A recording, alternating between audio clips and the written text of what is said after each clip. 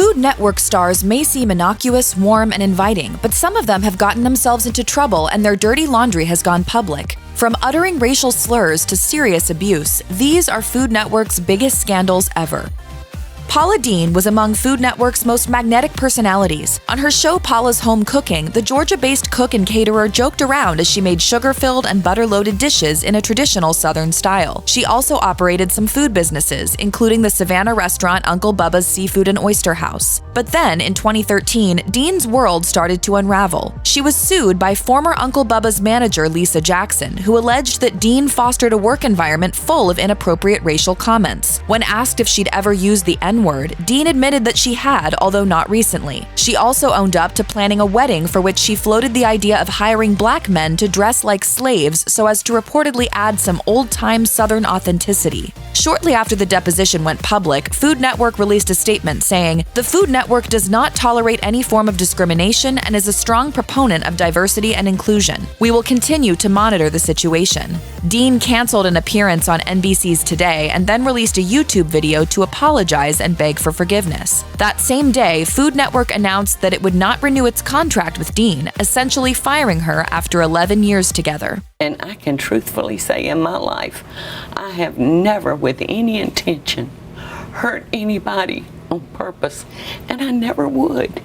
As the host of Barefoot Contessa, Ina Garten has been one of Food Network's most high-profile personalities for years, as she's cooked expensive dinner party food for high-profile guests and humble fare for her devoted husband Jeffrey. Among Garten's many fans is a boy named Enzo Pereda. At the age of 3, Pereda was diagnosed with leukemia, and while homebound in bed, he started watching Barefoot Contessa. When the Make-A-Wish Foundation reached out to him, he had just one request: to meet Garten and make a meal with her. Garten was initially non-committal, citing too many obligations over a book tour. Undeterred, Pereda asked again in early 2011, but Garten expressly said no that time. After Pereda's mother blogged about Garten's refusal, the story went viral, prompting Garten to walk back her rejection and invite Pereda to the Barefoot Contessa set.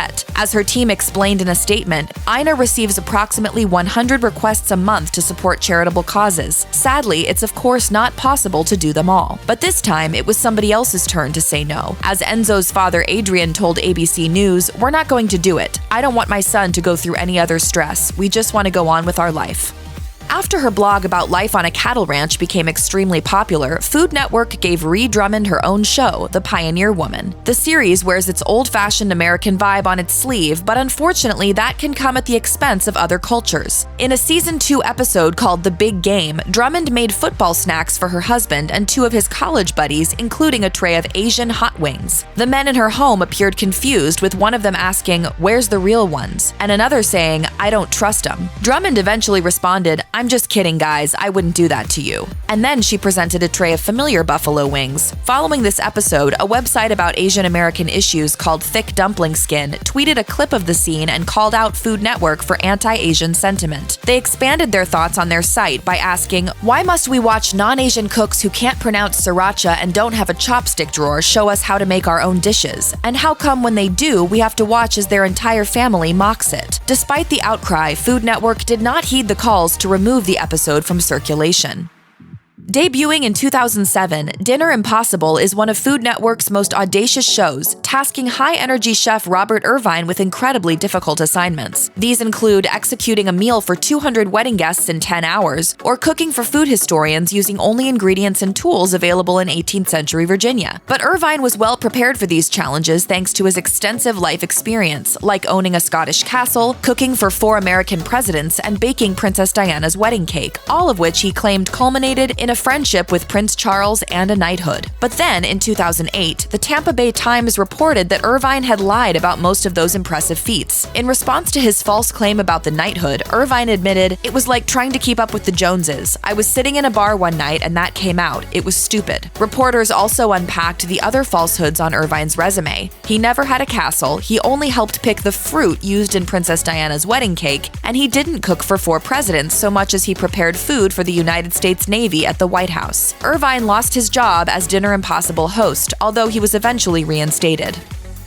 Food Network had a big hit in the late 2000s with Down Home with the Neelys, in which husband and wife duo Pat and Gina Neely unlocked the secrets of traditional Southern cuisine. They taped it from their own kitchen in Tennessee and took plenty of spontaneous breaks to hug and kiss each other. Considering their casual warmth and open affection, it was a huge shock when they announced in 2014 that they were divorcing after 20 years of marriage. As they explained in a statement, moving forward, our focus will be on our individual brands and we are optimistic about our respective future. 2 years later, Gina Neely revealed details from her marriage that cast the show in a new, sad light. As she explained during an appearance on OWN's Where Are They Now, "We went to therapy 12 times. I tried to leave 5 times and I just didn't have the strength, but the 5th time I held on to that. And I knew I wasn't happy."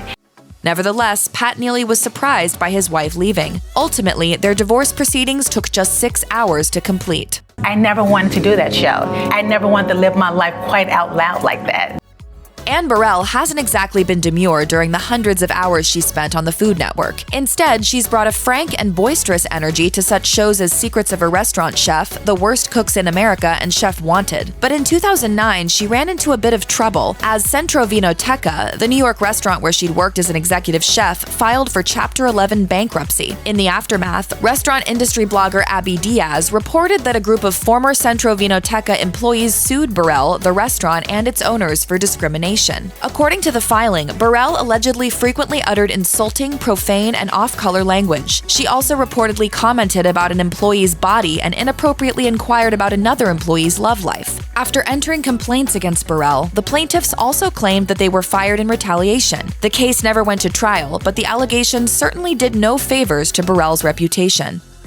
On Good Eats, Alton Brown explores the science of food with comedy bits and experiments, but his whimsical nature hasn't prevented him from getting into trouble. In 2020, food writer Allison Robicelli tweeted about how in one of his books, Brown stated his enduring love of the frugal gourmet, written by PBS food personality Jeff Smith, who was accused of multiple acts of assault. As Brown wrote, "I don't care what he does or did in his personal life." Social media backlash followed as Twitter users uncovered a blog post recounting a 2011 event in Iowa where Brown held up a cookbook about the South and reportedly said, "It's got a few things in it that might be kind of foreign and exotic to you Iowans." He then reportedly pointed to a picture of a black man and said, "Look, a real live Negro." Brown was met with silence, which was also the response when he singled out a child in the audience for having 2 parents of the same sex. He then reportedly said, "Man, if that guy next to you is your other daddy, I'm in the wrong state." All this went down in the middle of another social media snafu as Brown jokingly tweeted on election night, "Do you think the camp uniforms will be striped like the ones at Auschwitz, or will plaid be in vogue?" He later deleted that tweet and apologized for making light of the Holocaust.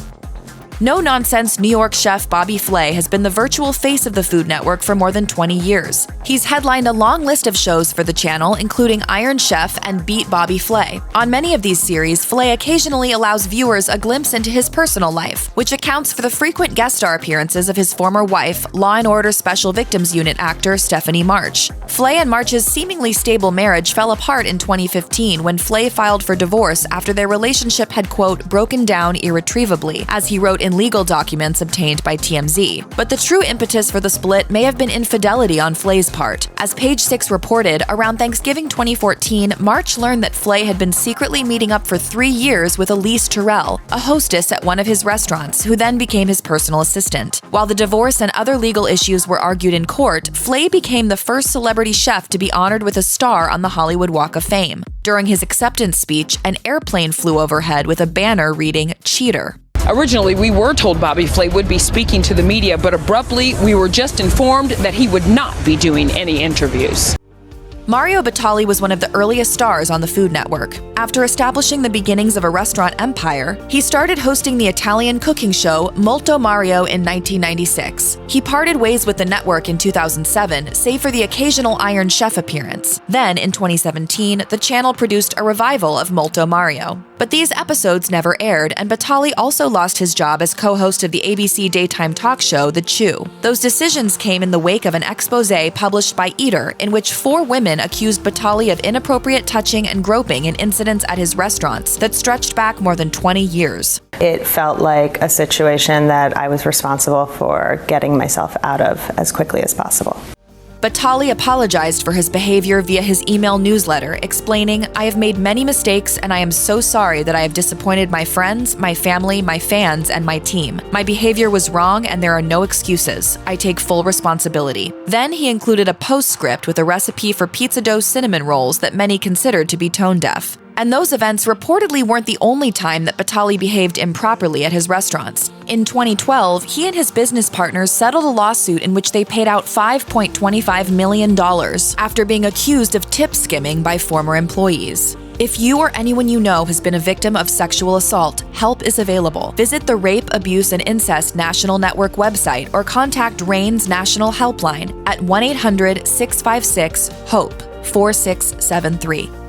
The long-running Food Network series, The Worst Cooks in America, offers a funny and roundabout presentation of food prep instruction. It brings in admittedly bad-at-cooking recruits for a kitchen-based boot camp where they compete in a season's worth of challenges to win money and improve their skills to the point that they can prepare a restaurant-quality meal. In August 2020, South Carolina-based cook Ariel Robinson was declared the victor of the 20th season, which netted her a bunch of kitchen gadgets and $25,000. But as her story demonstrates, there are worse things a person can be than an inept cook. 6 months after achieving reality show fame, Robinson and her husband Jerry were arrested and charged with homicide by child abuse. 3-year-old foster child Victoria Smith died while in the Robinsons' care, with Jerry alleging that Ariel would frequently physically abuse the child, aligning with a coroner's assessment that Smith died of blunt force injuries. Robinson claimed that the child died after overingestion of water. In response to the tragedy, Food Network pulled Robinson's entire season of The Worst Cooks in America from Hulu, YouTube, and Discovery Plus.